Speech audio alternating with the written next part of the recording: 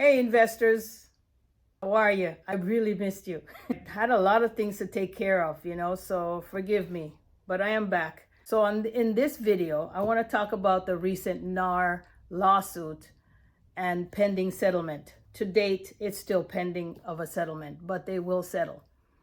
All right, so I want to talk about just what does it actually mean, and what it really actually means to you as a buyer, as an investor buyer. It means a lot, actually, and there's gonna be a lot of changes. A lot of changes, of course, for the realtors and how they represent their clients. But in terms of the quality of representation, yes, that's going to change. I believe it's going to be better for us as buyers, better for us.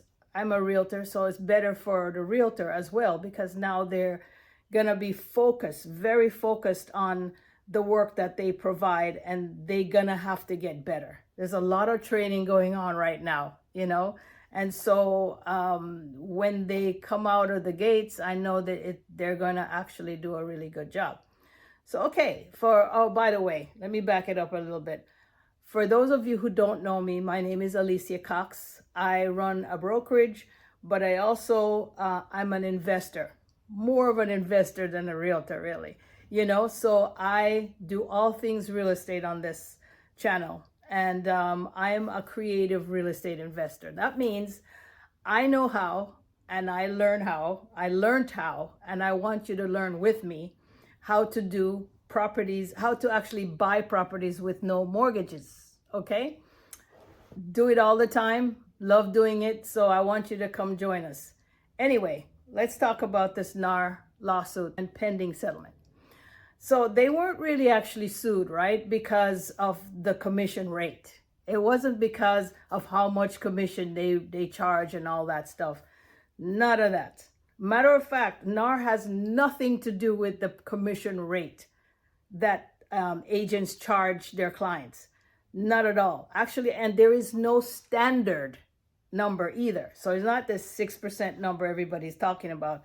There is no standard. They can charge whatever they want, according to how they can negotiate with the client, of course. Because if the client says, I'm not paying you more than 4%, then that's probably what it's going to be, So they weren't sued for that. They were only sued because they had a requirement. They owned the MLS, right? And this MLS is where all the, properties get put on, and people can see it, and agents actually show properties from that MLS. So NAR, which is the National Association of Realtors, have this requirement that says that listing agents, that a seller wants to sell the property and you listed the property for them, then you have to make a requirement. You have to pay that buyer agent. So yeah, he was paying for both agents. I understand the logic of it, having studied and gone through, the schooling and all that stuff for that, and having practiced a little bit with that. I understand the logic of it. A seller just needs to pay, period, to sell his property. But now we're going into specifics and specializations and everything like that. So now the seller is saying, well, wait a second now. If y'all are going to go into buyer agents and all that stuff, then let him pay for your commission, right? And so that's what it's all about. Quite frankly, I'm not sure why this arrangement lasted for so long, because the truth of it is, right, both agents, the buying agent and the selling agent, are working for that seller, technically. So then if they're both working for the seller, right, who's working for the buyer? So buyers weren't really represented. Not really, right? You couldn't really give them fiduciary duties. That means you couldn't really represent them properly, in my opinion, because the buying agent is always thinking of his commission, and, so it's going to be deliberately higher, that price, because remember, the seller wants to sell it for as much as they can get, right? And the buyer wants to buy it for as little as he can get. So if that agent that's getting paid from the seller, right, you know, is going to, obviously he's going to try to make the price higher too. Number one, so he can get a commission, and number two, so that he can make the price higher, so that the commission is higher, right? So they're both in cahoots then for the seller. So who's representing that buyer? Not so good. So then the new arrangement that it will be is now that the seller will be represented by just the listing agent, and the buying agent will have his own agent, which he will pay himself. Much better. It doesn't hurt the seller. It doesn't hurt the buyer at all now. It's just better. Buyers can now be represented by his own agent. Now, the agent is going to give him all the duties that is being required based on the arrangement they make. You know what I mean?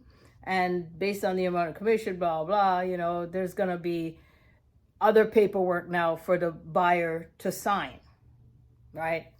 So what does it really actually do now for people who, let's say, can't afford to pay that fee? What happens if the buyer can't pay the fee? Honestly, I don't see the problem. I know it's like, but wait a minute, they saved up their down payment. Where's this extra money gonna come from? It can be put into the actual mortgage, right? So let's say if the offer is 300 and the commission is 20,000, right? So now the offer is 320,000, right? And so then it just goes in the mortgage. Will the lender agree with that? It's a part of the price of the house. That's really what it is. It's a part of the cost of that property. So it shouldn't be a problem. However, I know that the government agencies, and Fannie and Freddie, FHA, VA, I think they're all going to somehow make an arrangement for this situation, because it's not going to change again. It's not going to change back. Never. Okay? It's written in stone. So here's the thing. So buyers, first of all, the agent is going to be much more respected. He has to step up his game, because now he has to learn how to actually, he or she has to learn how to actually negotiate. Now you have to put away all that paperwork that you're shuffling and really actually focus on the client, focus on his needs. So an investor client is going to be represented, because now their needs are going to be met by proper compensation, proper comps, proper rentals, what does the market look like? The clients are going to have to get more reports, and it's just a better representation now. So buyers, you can't just skip around anymore. That agent is going to be well respected now, much more respected, because now there's no more footsie in buyers, jumping around, you gave me good advice and you showed me some property, but I think I'm going to go over there and use another realtor because I like their hair or something, no more of that. You're just going to have to stick to, you're going to have a contract that you sign with that realtor, and you're going to have to stick with it. So make sure you pick a good realtor, that, and realtors, in my opinion, they're worth their weight in gold.